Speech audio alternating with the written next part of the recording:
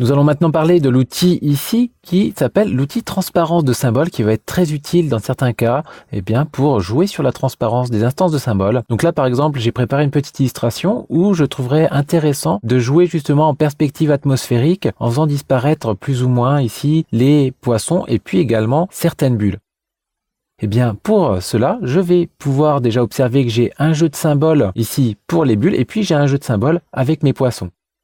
Alors je vais peut-être commencer par les poissons et vous montrer qu'il suffit de prendre l'outil, de définir ici une taille simplement pour la forme de l'outil de transparence.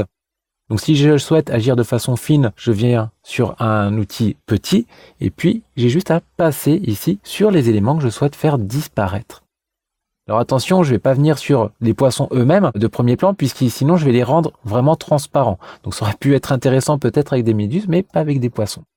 Et puis, à l'aide de la touche Alt enfoncée, je vais pouvoir à tout moment remonter ici l'opacité, voilà, pour gérer tout ceci.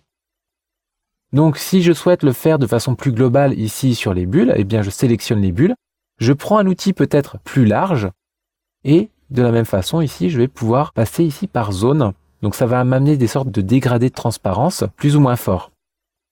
En effet, je vais pouvoir jouer comme d'habitude sur l'intensité de l'outil si je souhaite agir plutôt de façon très fine. Donc là, par exemple, si je prends 3, je vais pouvoir, comme ceci, dans un sens ou dans l'autre avec Alt, jouer pour rendre opaque ou non certaines zones. Donc voilà, c'est un petit jeu de patience, mais ça va quand même relativement vite. Donc là, on voit que c'est intéressant pour les bulles, puisque certaines se superposent, et on a bien cet effet de transparence qui me donne un aspect un petit peu plus réaliste.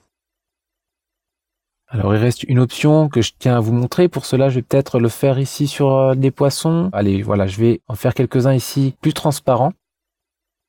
Même si je remonterai après leur opacité.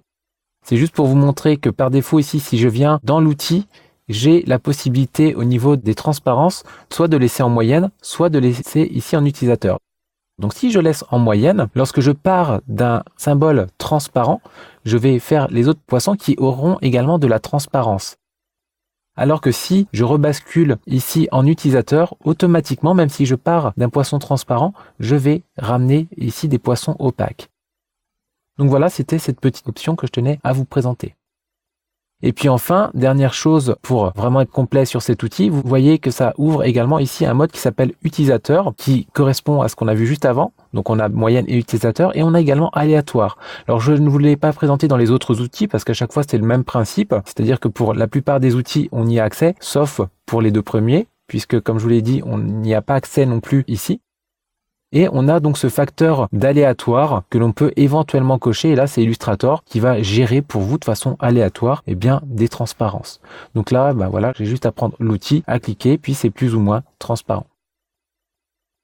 Donc là, moi, ça m'intéressait pas vraiment. Donc je vais revenir ici, peut-être sur le moyenne, et à l'aide de la touche Alt, je vais pouvoir éventuellement tout ramener en opaque.